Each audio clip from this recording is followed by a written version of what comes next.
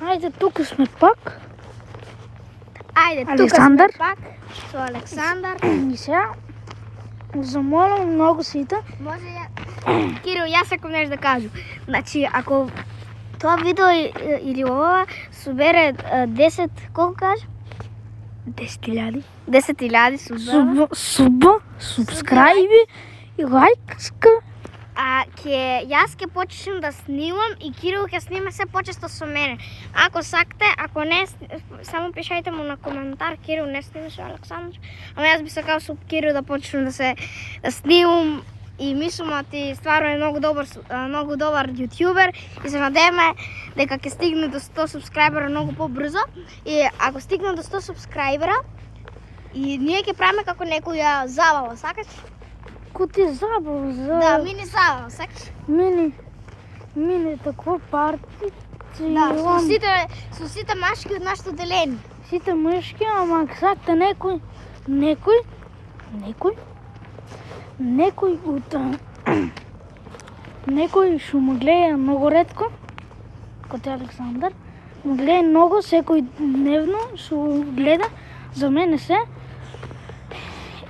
може да дое, кога ќе стигнеме, ќе направам видео, ќе кажам вечер, некаде да разберам јас и мама, ќе правиме.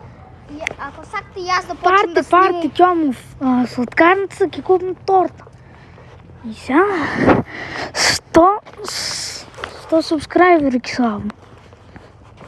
Да, и после ќе одиме на милиони. И кој ќе саќа да дојде в мој парти, да дојде.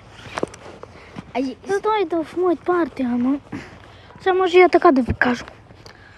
Сега некои мъжки може и да не дойдат, леле кучиња има.